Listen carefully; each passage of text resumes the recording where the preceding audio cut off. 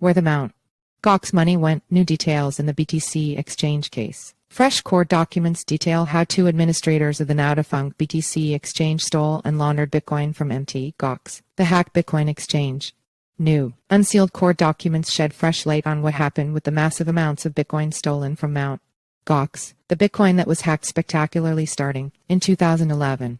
The two unsealed indictments offer a rare glimpse into the U.S. law enforcement investigations into two of the oldest Bitcoin companies, Mt.Gox and BTC. According to the indictment unsealed on Friday, Mt.Gox was hacked not long after the exchange was founded in 2010 by two Russian nationals, Verner and Alexey Bilyuchenko, as well as their unnamed co-conspirators. With most of its crypto gone, Mt.Gox declared bankruptcy in 2014. In 2011, Verner and Bilyuchenko got access to the Mt.Gox users' data and transactions database, along with the private keys for the exchange's crypto. Between 2011 and 2014, Verner, Bilyuchenko, and the unnamed co-conspirators funneled no less than 647,000 Bitcoin out of the Mt.Gox wallets, the indictment released this week says. Fully 300,000 of those coins went to BTC, another now-defunct crypto exchange. BTC was shut down by the FBI in 2017, and the exchange's alleged operator, Russian national Alexander Vinnik, was arrested in Greece and later extradited to the U.S.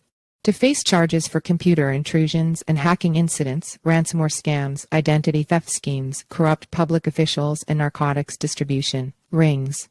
Bilyuchenko was the administrator of BTC, according to the criminal case involving him in Russia. According to his testimony, cited in the book of a Russian investigative journalist Andrei Zakharov, Verner was responsible for technical development of BTC. Bilyuchenko was reportedly arrested in Russia in 2019, but the whereabouts of Bilyuchenko and Verner today are not known. Money trail. A separate indictment unsealed this week shows that Verner and Bilyuchenko transferred the Bitcoin they stole from Mt.Gox to BTC. Trade Hill, another early Bitcoin exchange, shut down in 2013, according to Investopedia and their own accounts at Mt.Gox itself. To liquidate the stolen Bitcoin, Verner and Bilyuchenko used U.S.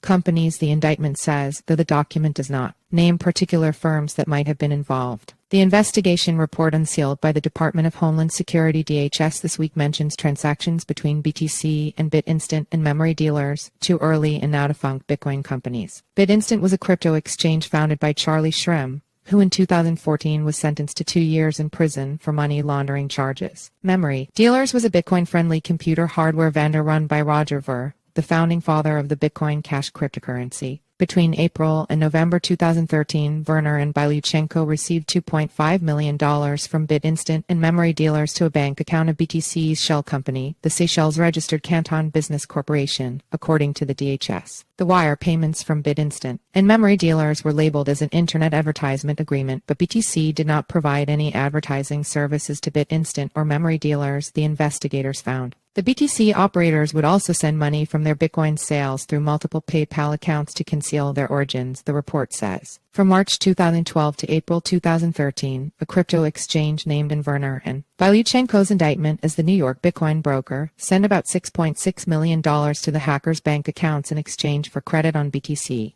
It's not known what firm that was exactly. BTC also used the Australia-based Forex exchange FX Open and UK based Mazes Financial Services for transactions with fiat money, the documents say. Unsealing the history of BTC, the unsealed indictment also clears the names of several people who previously have been considered by the investigators as Vinnik's co-conspirators in running BTC. According to the previous version of Vinnik's indictment filed under seal in 2016, the Department of Justice earlier believed that Vinnik had a co-founder, named Andrei Nikinorov, as well as co-owners of the BTC shell company, Seychelles-registered Canton Business Corporation, Alexander Bilyuchenko and Stanislav Golovanov. However, the new version of Vinnik's indictment says that Nikinorov, Bilyuchenko, and Golovanov actually did not participate in the criminal activities related to BTC, but rather, Vinnik used their identities to cover his tracks, the DOJ attorney Ismail Ramsey wrote. When conducting business related to BTC, defendant Alexander Vinnik made efforts to conceal his true identity. This included appropriating the identities of Andrei Nikinorov, Stanislav Golovanov, and Alexander Bilyuchenko, the document reads. Andrei Nikinorov, who was also a co-founder of the CR Coin crypto project, told CoinDesk today he knew Vinnik but was merely a user of BTC and provided the exchange with his identifying documents to be able to conduct a bank transfer. He also believes that Vinnik himself was just an employee of BTC who did not come across as a wealthy business owner at all. Russian news outlet RBK talked to Alexander Bilyuchenko for an investigation into BTC in 2017, and Bilyuchenko, who was a DJ at a Moscow nightclub at the time, told the outlet he did not know anything about BTC before the news of its shutdown and Vinnik's arrest.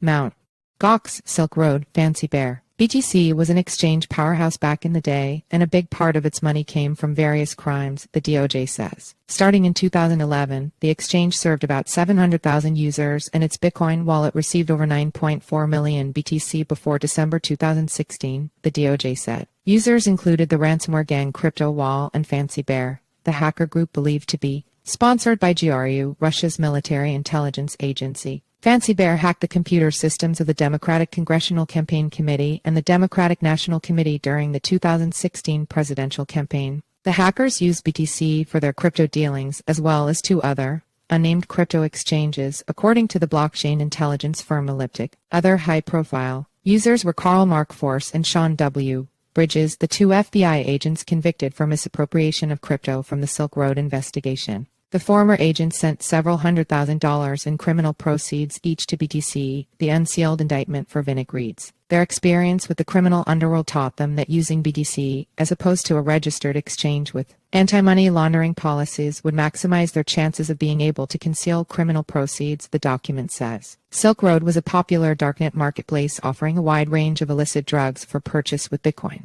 Silk Road was busted by the FBI in 2013, and its founder Ross Ulbricht was sentenced to life in prison in 2015 on charges for narcotics trafficking, money laundering, computer hacking, and trafficking fraudulent identity documents. As the FBI investigated the Silk Road, the two rogue agents saw a chance to make money for themselves. Karl Force offered Ulbricht fake driver's licenses as well as insider information on the government's investigation into Silk Road in return for 925 Bitcoin, which he received and used for his own benefit, according to a criminal complaint filed under seal in 2015 by then IRS Special Agent Tigran Gambarian, now Binance's head of financial crime compliance. Bridges, in turn, got access to the wallets containing Silk Road's treasury while being a part of the FBI's investigative team and stole 1,600 Bitcoin from those wallets. Force was sentenced to 6 years in prison 2015. Bridges got 2 years behind bars in 2017. Force and Bridges sent their ill-gotten crypto to exchanges CampBX, Bitstamp, and Mt.Gox. As for BTC, they used it to further cover their tracks, documents show. Prisoner swap hopes. The new documents come to light as Alexander Vinnik is trying to return to his home country, Russia.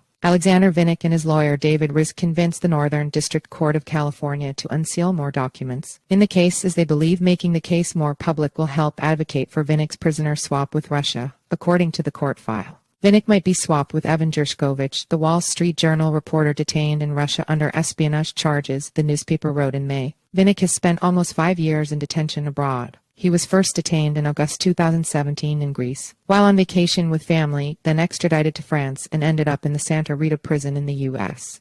In August 2022. He faces charges including operation of an unlicensed money services business, conspiracy to commit money laundering, and engaging in unlawful monetary transactions. If convicted, Vinnik could face a maximum penalty of 55 years in prison.